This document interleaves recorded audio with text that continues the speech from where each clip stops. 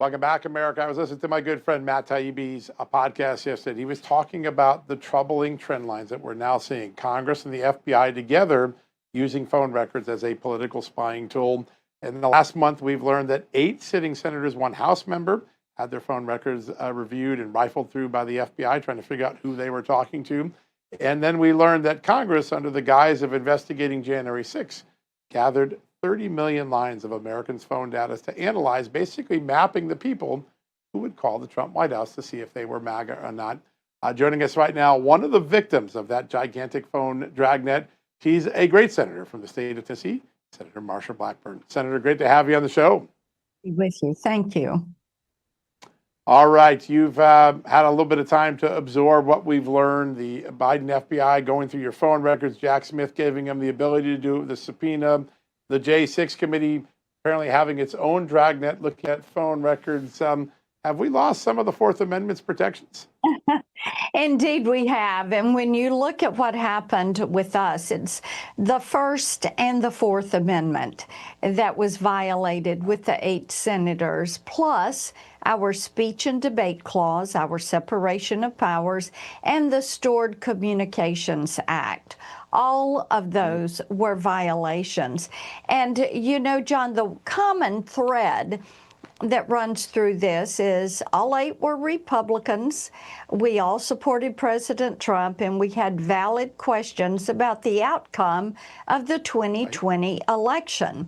And one of the things that is so interesting on this is we thought that the wireless carriers received a subpoena in September for our records, but we found out that Verizon actually received that subpoena in May.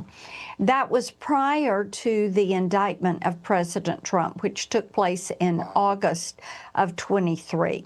And they received the subpoena in May of 23.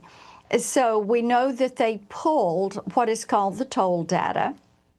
That is every call we either made or received, the duration of the call, the individual and the number that it was to and from, and then also the physical location where we were when that call was either made or received. So yes, indeed, a violation of First and Fourth Amendment, and also, as I said, the Stored Communications Act, separation of powers. You're looking at so much infringement on this speech and debate clause, too. I left that one out. So, yes, the infringement is deep and wide.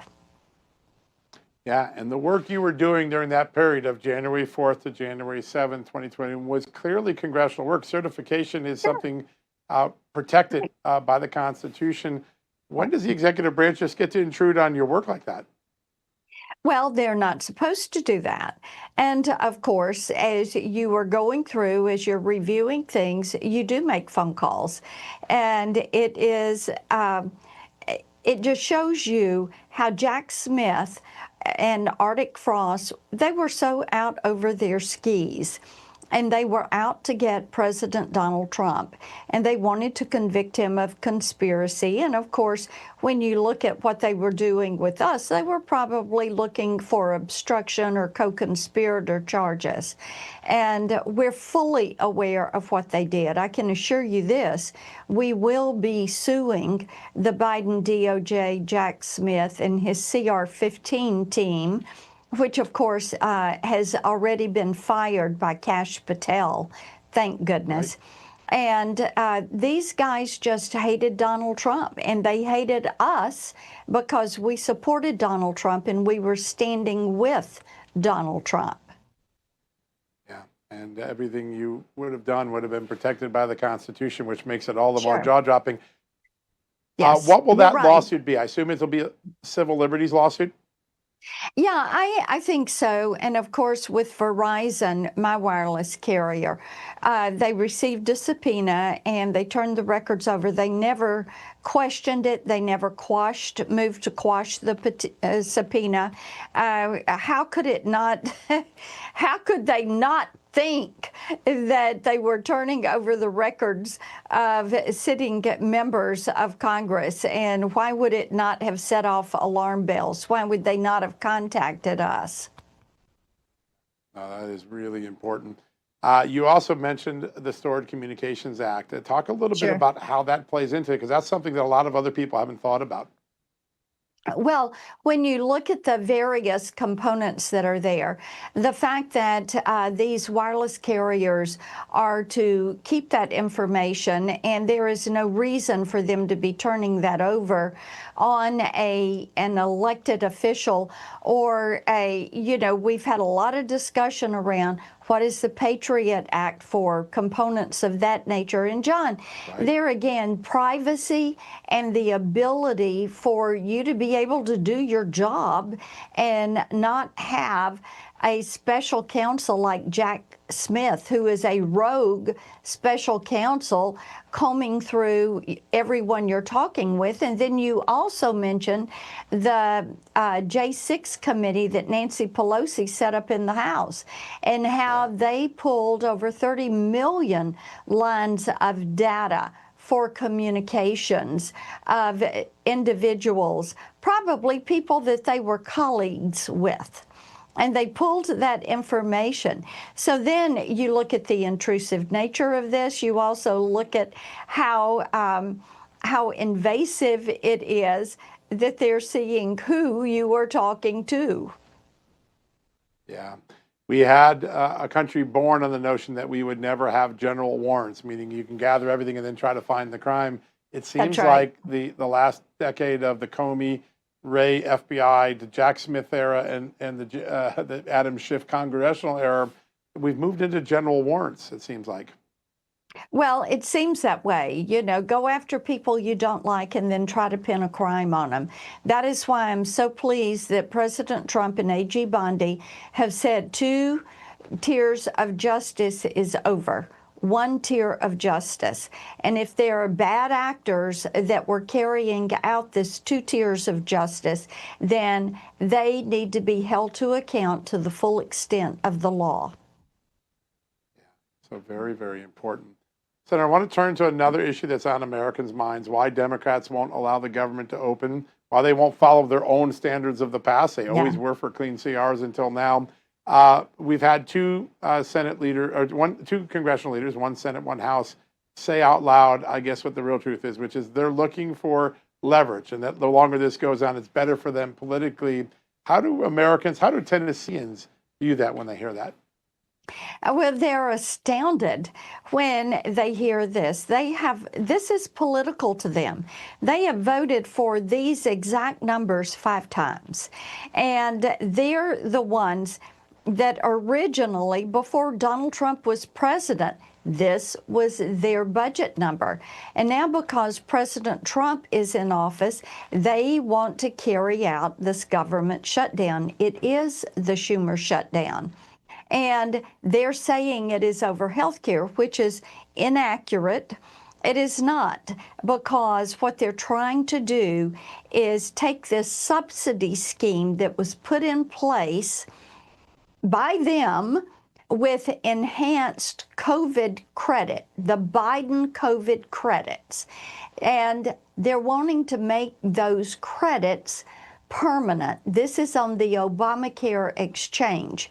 Now, John, the reason they want to do this is really quite simple. They always said Obamacare was a step on the road to single-payer system, government-controlled health care. So during COVID, they passed some credits that would be a subsidy to help people stay in the insurance program.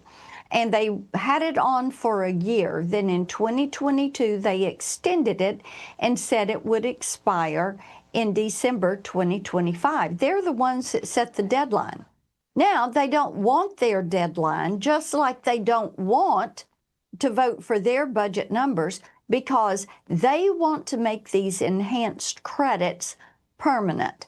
What they did when they did the enhanced credits is millions of people have a $0 premium, and they took off the income caps. So people that are making $500,000 or so Yep. will get a subsidy for buying health insurance on the marketplace. Now, Obamacare is too expensive to afford.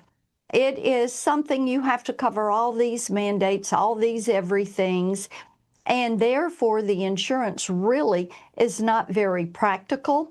People have an insurance card, they have access to the queue, but they don't have access to the care. That is a big problem with Obamacare. And now the Democrats are saying they want to keep the shutdown going through November 1st. Doesn't matter if that federal workers are not being paid, that the military's not being paid, that SNAP benefits are not going to be paid. They say the pain is worth it because they want the political leverage, because they want to be able to give health care to illegal aliens, and they want to get us another step closer to government-run health care. The American people don't want that. The American people want choice and options in their health care.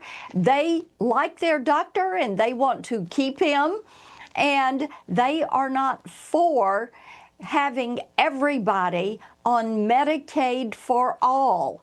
They're not for that. But that is what the Democrats are pushing. There's no doubt. There's a massive disconnect. Real quickly before we go, Senator John Fetterman, Democrat, maybe a wayward Democrat these years, suggests that maybe it's time to nuke the filibuster.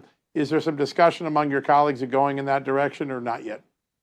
I know when you think about what they would do, the next time the Democrats are in control, and hopefully that's many, many years before you would see the Senate flip, if ever. But if you gave them an option, they would make D.C. and Puerto Rico states. Yeah. They would also pack the Supreme Court. And there is not discussion of doing away with the filibuster. That makes some sense. People have to look at the long game on this. That's exactly right. Senator Marsha Blackburn, it's always a great honor to have you on this show. We're going to be watching closely your lawsuit and getting this situation of phone privacy fixed. I know you're going to be on top of it. Thanks for joining us. Thank you. Yeah, what a great honor to have you on the show. All right, folks. Matt will be back in the next block. We're going to take a quick commercial break. We'll be right back.